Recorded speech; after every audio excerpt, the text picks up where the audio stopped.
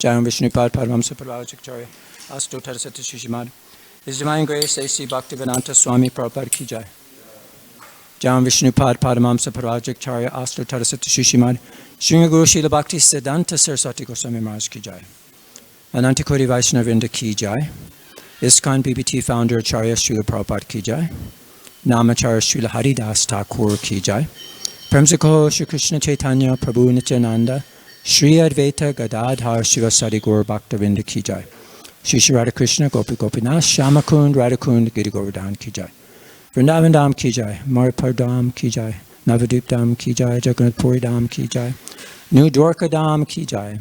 Their Divine Lordship Shri Shri Rukmini Dwarkadish Ki Jai. Their Divine Lordship Shri Shri Jagannath Baladev Shrimati Subhadra Ki Jai. Their Divine Lordship Shri Shri Gauranitai Ki Jai. Jamunamaya Gangamaya Ki Jai. Tulsi Devi Bhakti Devi Ki Jai. Grantaraj Srimad Bhagavatam Ki Jai.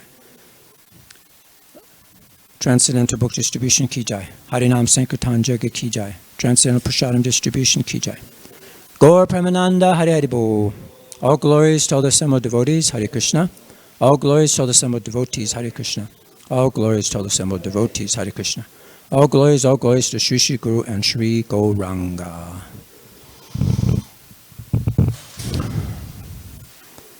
Om Namo Bhagavate Vasudevaya.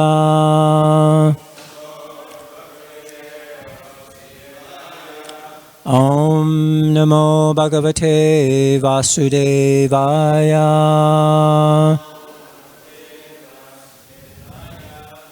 Om Namo Bhagavate Vasudevaya.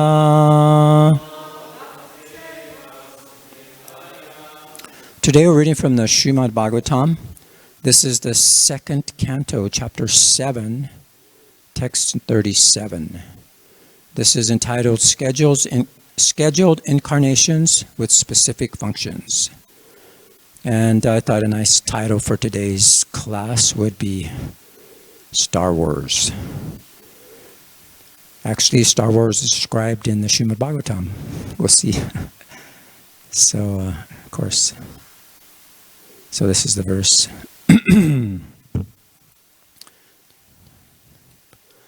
Devad visam nikamavartmani nishtitanam.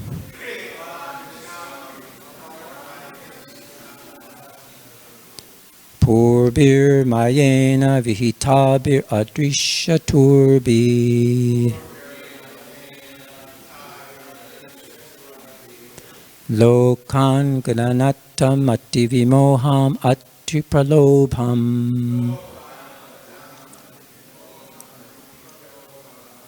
Vesham vidhaya bahupasayata apurdharmyam.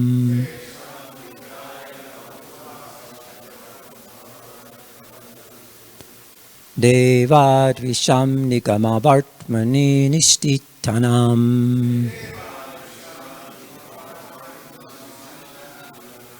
Purbir mayena vihitabir adrishaturbi. Lokan gnatam matti vimoham atti pralobham.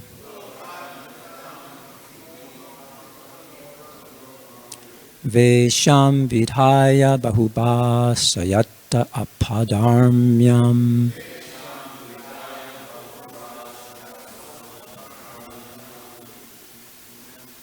Devadvisham nikamavartmani nishtitanam. Purbir mayena vihitabir adrishaturbi. Lokan gnatam matti vimoham atti pralobham. Vesham vidaya bahubashata apardamyam.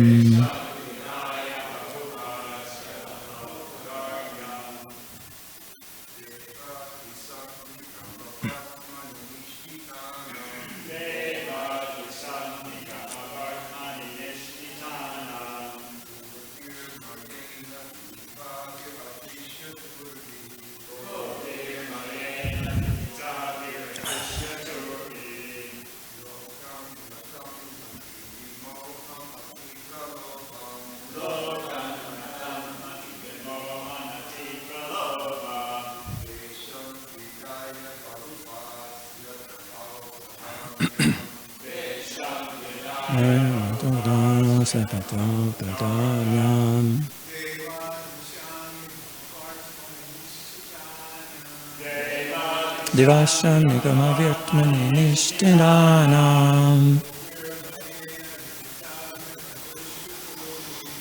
Purbir Mayena Vihitabir Adrisha Turbi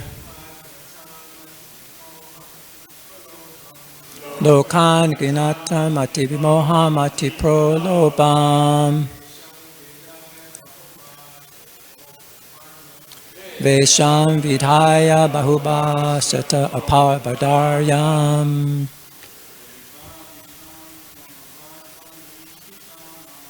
Deva Divishana Megama Partmani Nishtitanam Purbir Mayena Vitabir Drishaturbi Lokan Gunatam Mati Vimoha Mati Parbalobam Vesham Vidaya Vaishnavis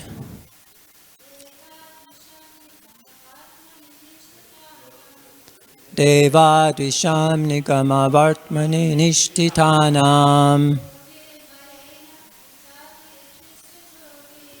Purbir Mayena Vitabir Adrishitorbi Lokan Gandana Metabotam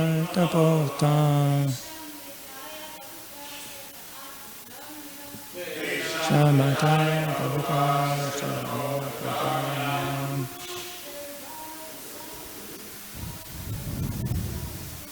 Deva Dvisham Nigama Vartmani Nishtitanam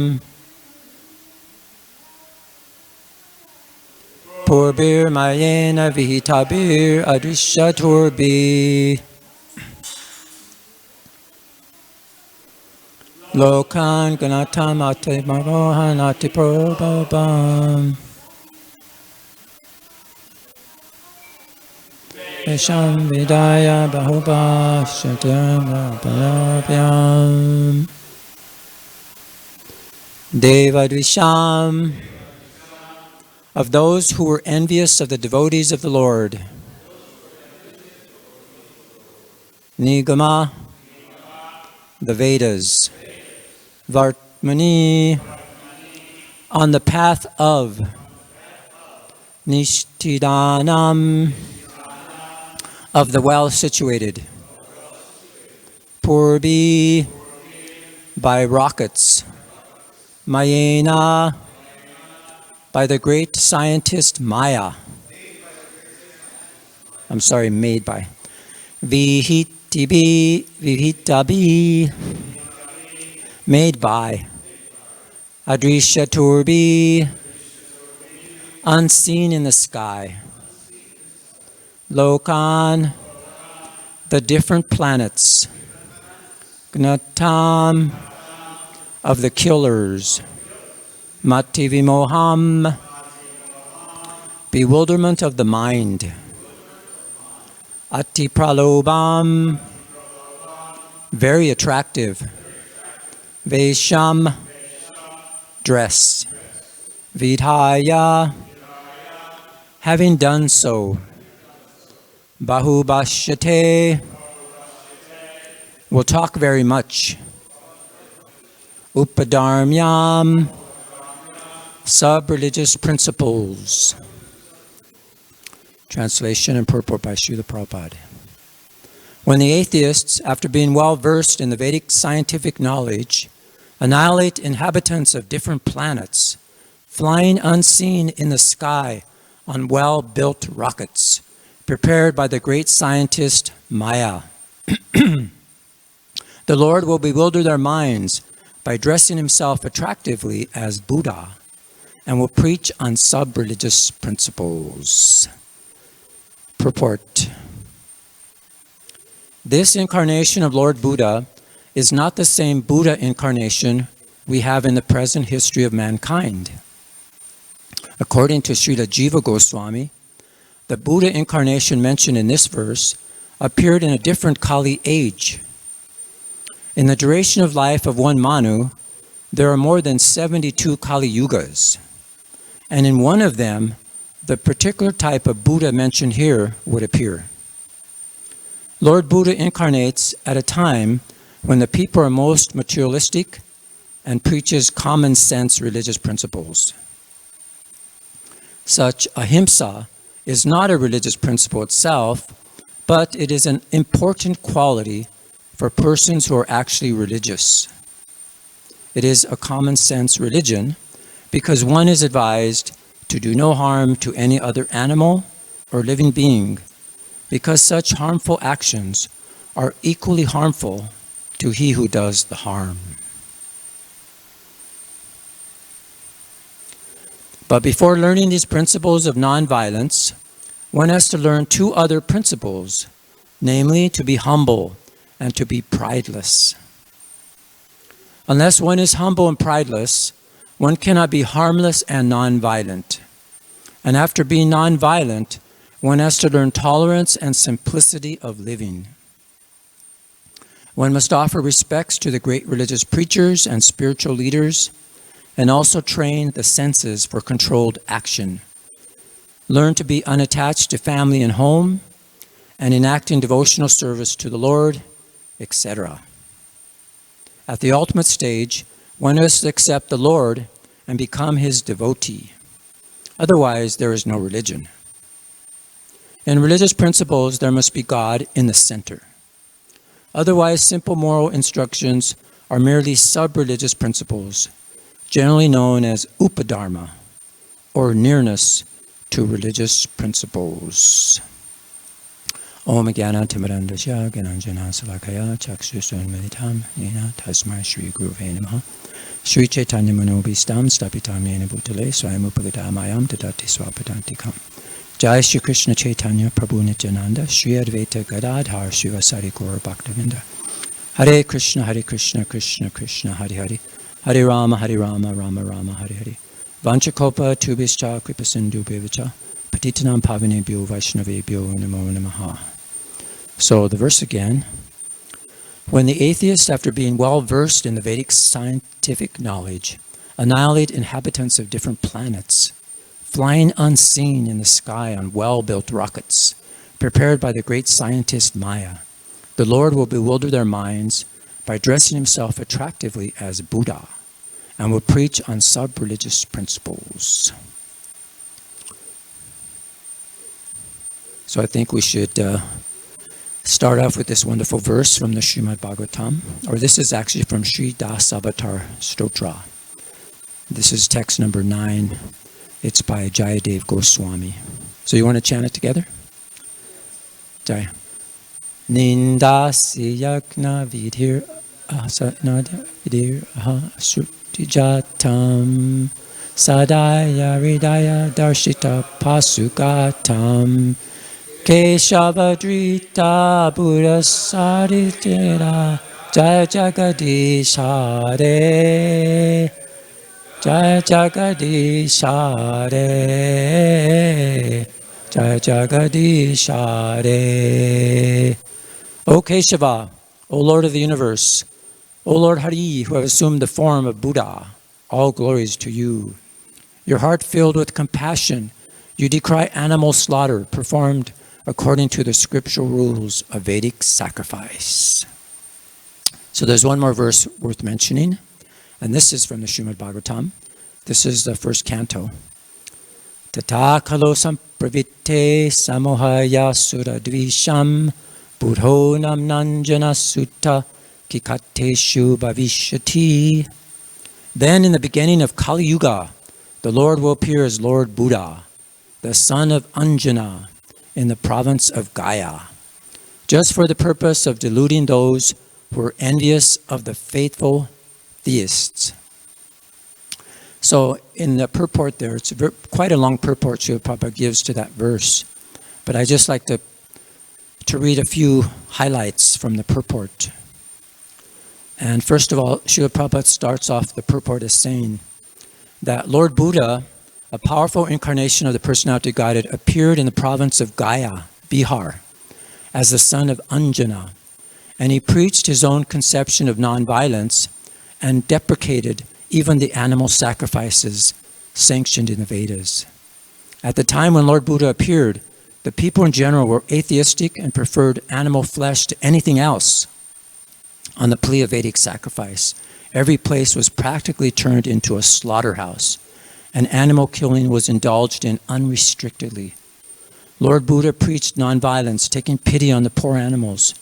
He preached that he did not believe in the tenets of the Vedas and stressed the adverse psychological effects incurred by animal killing.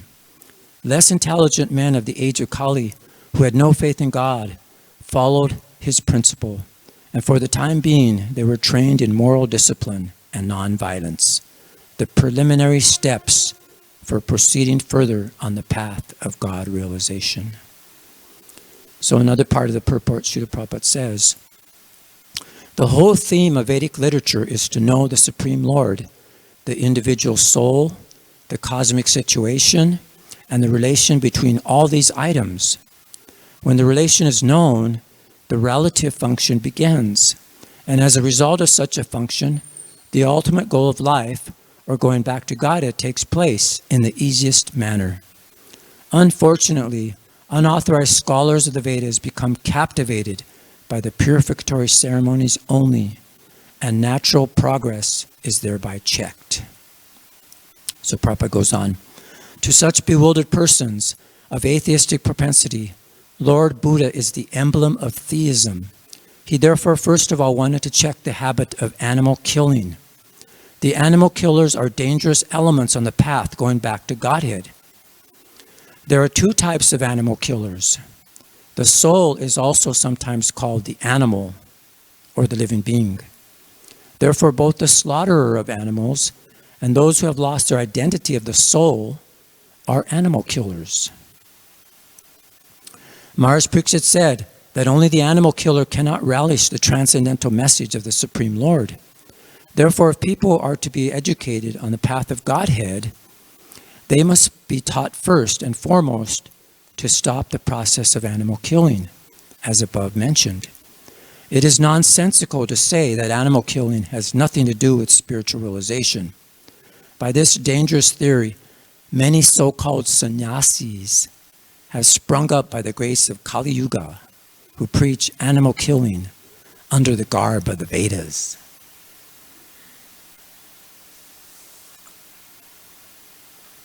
Prabhupada mentions this sannyasi twice in this purport. And here's another part of the purport where Prabhupada mentions that.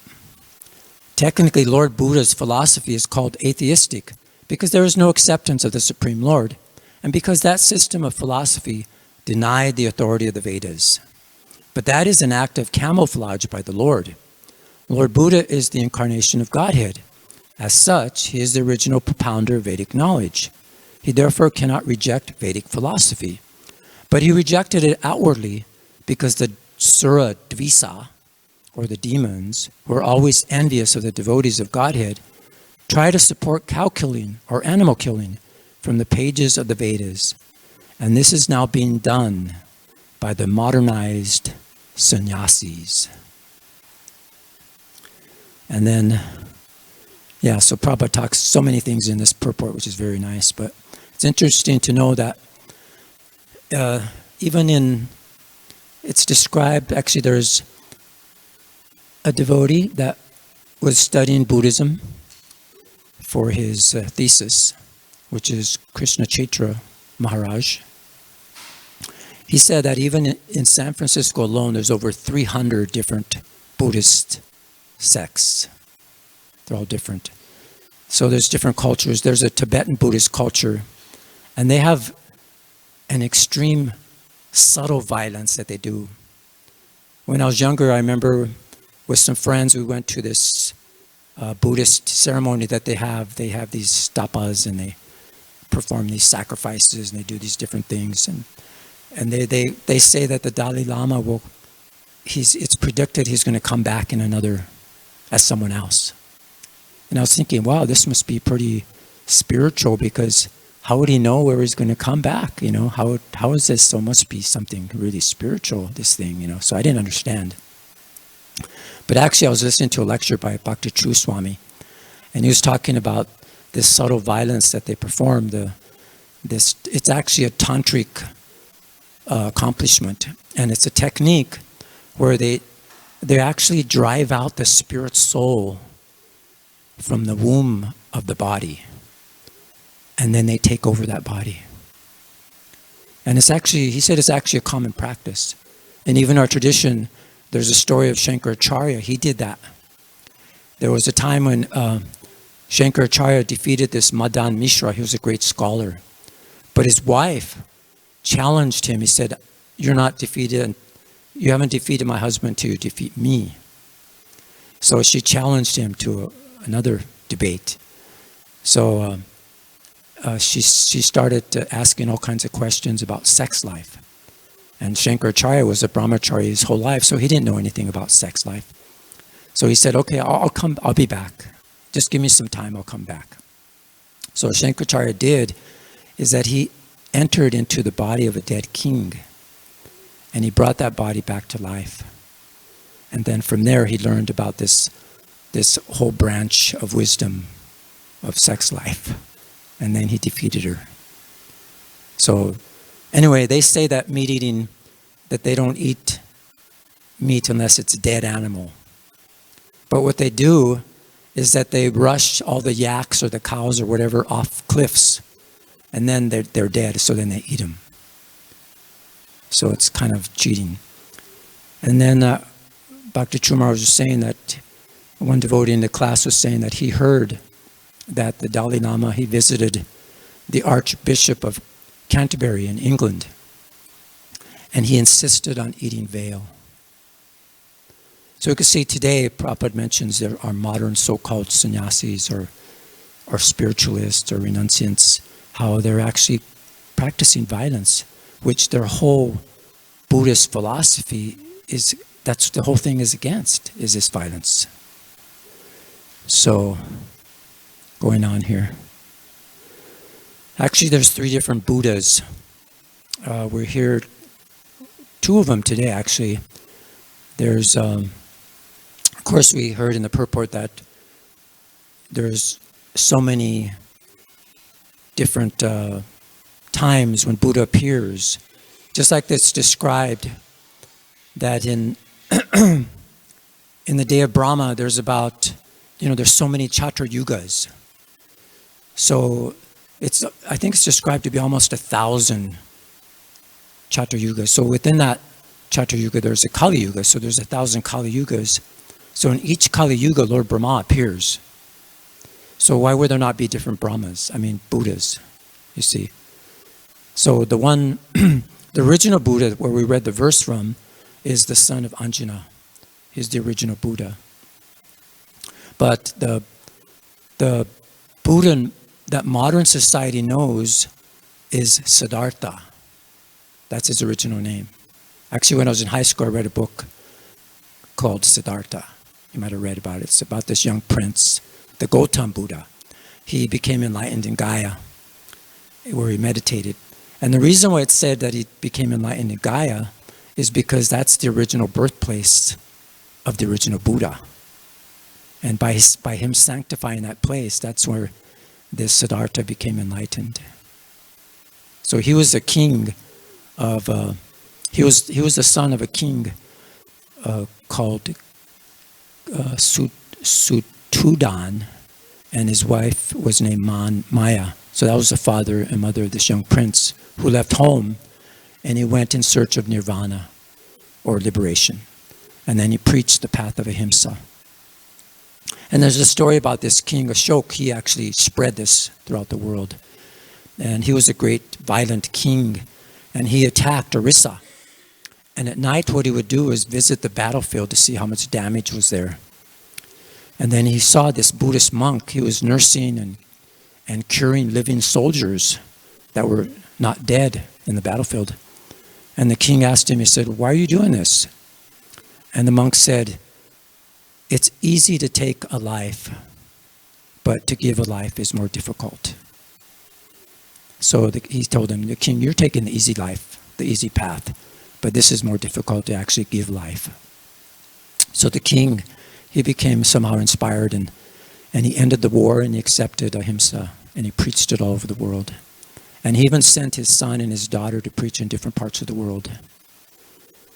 So like today's verse, we hear about, that this Buddha appeared to stop this Star Wars, in one of the Kali Yugas. They were so advanced in Vedic science, and with the help of the engineer of the demons, his name is Mayadanava. Of course, we know Vishvakarma is the engineer for the demigods. So this Mayadanava and this Vishvakarma, they had incredible power. I heard that this Mayadanava, he had this power, he could build. See, they don't build with bricks and concrete and wood and stuff. They actually build with their mystic powers. And he had this mystic power where he could build gardens, palaces. Even he could build trees of gold. So maybe that's why, because I heard that Mayadanava's daughter married Ravana. Maybe he helped build his golden city. I don't know, I'm just saying. But it's interesting, they use these invisible spaceships and they attacked the other inhabitants of other planets.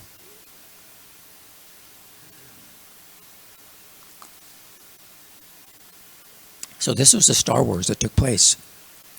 You can see, we see these modern movies now, Star Wars taking place, violence going on. But even in our philosophy, we see that there's a flying city that was built by Kardama Muni for his wife Devahuti. And so we could see that this is actually possible, these mystic powers. And even we see Lord Shiva was destroying this invisible spaceship that one of the demons would attack. And they didn't even know where he was attacking from because they couldn't see him. So we see that's described in our philosophy where Lord Shiva had to destroy those invisible cities. What was the name of that demon? Do you remember? Had these invisible ships that go and destroy things. Salva? Yeah. Tripura? Oh yeah, Tripurari? Yeah. Okay. So anyway, there was a nice quote I found. Lord Buddha says, a man asked Lord Buddha, I want happiness. Lord Buddha said, first remove I, that's ego. Then remove want, that's desire. See, now you're left only with happiness. So, anyway, there's so many core teachings to the Vedas. They have the basic teachings of the Buddha, which are, there's 3 universal truths, there's 4 noble truths, and the noble eightfold path. So, the 3 universal truths, I'll just mention a few. He says, nothing is lost in the universe. The second thing is everything changes. And 3, the law of cause and effect. So they believe in karma. And so this is all, there's all described there. I won't go into that. But anyway, there's a nice verse from the Srimad Bhagavad Gita, which practically Prabhupada quoted in the purport. And this is from the 13th chapter. And this is that verse. Humility, pridelessness, non-violence, tolerance, simplicity, approaching a bona fide spiritual master, cleanliness, steadiness, self-control, renunciation of the objects of sense gratification, absence of false ego, the perception of the evil of birth, death, old age, and disease, detachment from entanglement with children, wife, home, and the rest, even-mindedness amid pleasant and unpleasant events, constant and unalloyed devotion to me, aspiring to live in a solitary place, detachment from the general mass of people, accepting the importance of self-realization, and philosophical search for the absolute truth. All these I declare to be knowledge. And besides this, whatever there may be is ignorance. So, Prabhupada mentioned a few of these in today's purport. And I'd like to just mention those, what Prabhupada says in the purport, to hear just a few of those.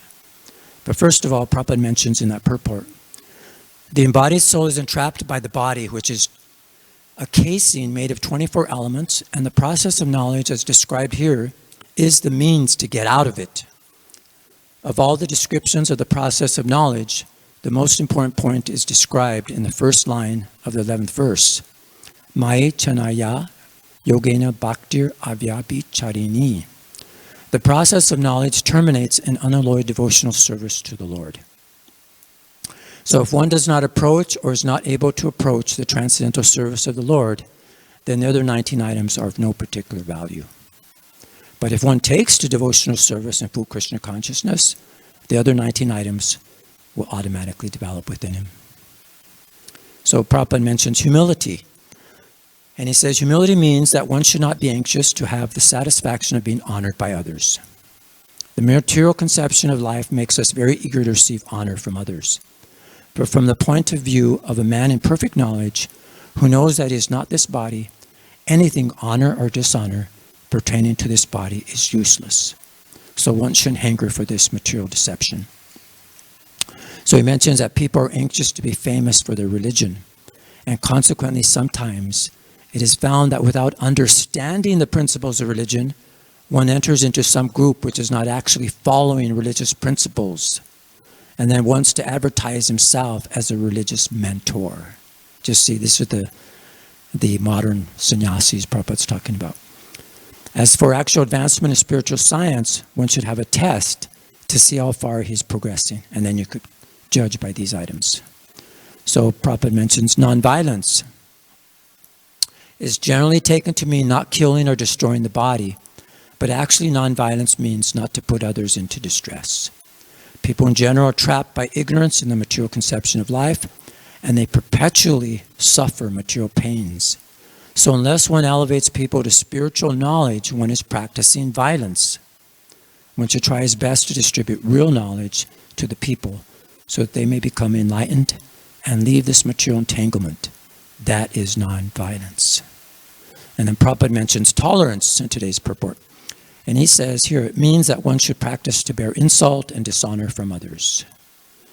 So there's so many impediments that we have in spirit, even in spiritual knowledge. So we have to tolerate that and progress with our determination. And then he mentions simplicity, which is without diplomacy. One should be so straightforward that he can disclose the real truth even to an enemy. And then he mentions spiritual master, how it's essential. Because if you please a spiritual master, then he'll give you his blessings, and then you can advance very nicely. So, and then he mentions false ego, which means accepting the body as oneself. When one understands it is not the body and his spirit soul, he comes to his real ego. Ego is there. False ego is condemned, but not real ego. So Prabhupada describes what real ego is, and that. But the Buddhists, they actually say that you should not have any ego at all. And then he mentions when that Buddha said about happiness, if you remove the I and want, then you can be happy. But here Prabhupada says that the best process for making the home pleasant is Krishna consciousness.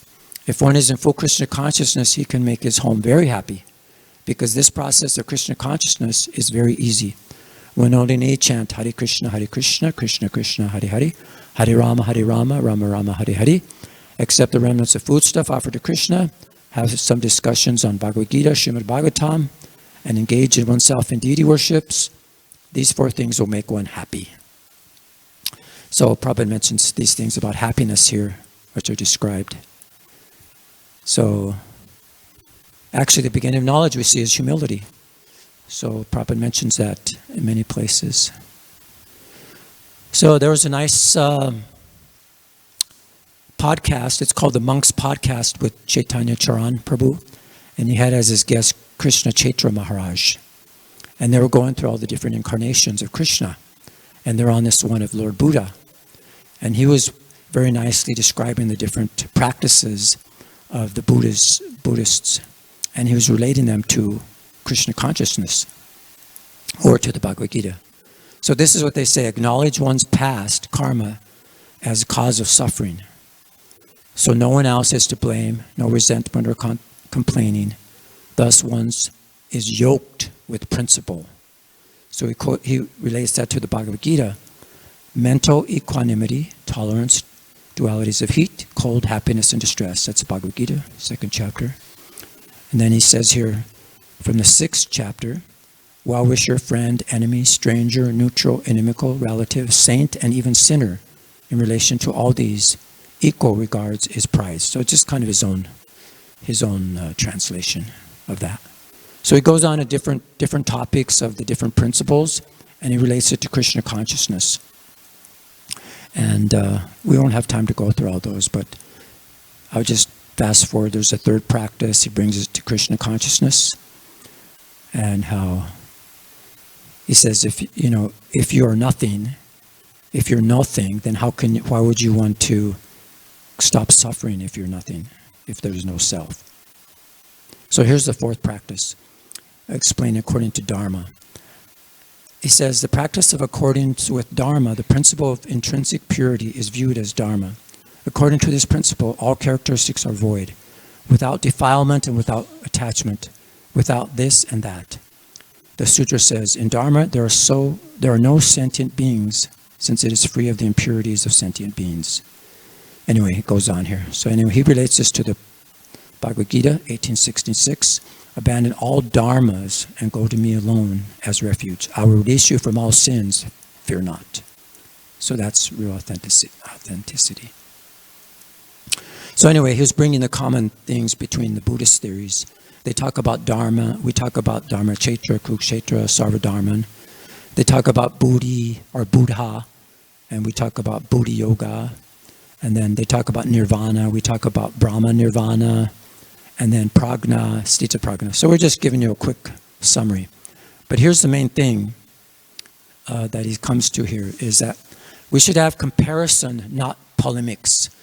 So like polemics is like a strong verbal or written attack on someone or something. So it's like an aggressive attack or trying to refute someone else's principles or opinions. But actually, he describes here that we should try to compare. And these are the points he says. It's like we acknowledge the differences and we avoid, sameness. So it's like a way to preach to them. You could talk about our principles, how they relate to your principles, and we can elevate them in such a way. So it's like a compassionate cultivation that we have in order to preach. Not that we down them or criticize, but we actually try to find ways of preaching. And this is what he was doing, which is very nice. So we can achieve the ultimate goal of going back home, back to guided Krishna consciousness. So, okay, I'd like to end there, and maybe anyone has any comments or questions, realization. Yes, David Raja Prabhu.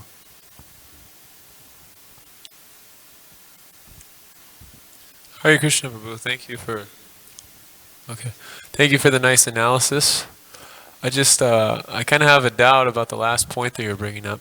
Which one? This compassionate comparison. In Prabhupada's teachings and in Prabhupada's lectures, he spoke very strongly against voidism and impersonalism in Mayavadi, to the point where it almost seemed he's taking a polemic position. But we also see a lot of our acharyas, like Madhavacharya for instance, he was very, very strongly against this. So their mood was they didn't necessarily tolerate any of these principles being present. I mean, they recognize, there's some validity to it because, Krishna, he's establishing a certain purpose at a particular time, a particular place. But simultaneously, there has to be some type of line of demarcation in which, we're saying, actually these principles, this ultimate conclusion it's wrong. So how do we reconcile this point? Because I can see where you're coming from, but simultaneously, there is a mood that acharyas have carried throughout time with, being very strong against these principles. Yeah. It's not that we tolerate them or we're condoning them, but I think this polemics is a way, instead of attacking them, he's looking for a way is that we are showing achar, our practice, we're practicing properly, we're examples of that. And then prachar is that we have to preach to them because there's such massive ignorance out there. It's everywhere. And we have to remove that ignorance. And we have to try to situate them in knowledge. So, I mean, there's so much to eliminate the evil influences in the world. So this is just one way that he's doing in his thesis, his doctorate thesis, is to try to compare, and as he says, go back and forth reading and understanding each other, not like, slamming each other in the head with your philosophy, I'm better than you. So that's where that humility comes in. And nonviolence is that we have to preach and give them knowledge, otherwise they will be lost. And he said that's the most violent thing, is to not give transcendental knowledge, to help people elevate them to the spiritual realization. So it's a way, there's many different ways. But yeah, we don't tolerate. It's not that it's tolerating it. We don't condone it or, that's fine. We're not like that. And like he said there, we don't, what's the point is, we want to avoid sameness. I forget the other one he mentioned here. But yeah, so I hope that helps. Okay, any other comments, questions? Okay, well thank you for your kind attention. I'll go as Srimad Bhagavatam. I'll go as Srila Prabhupada.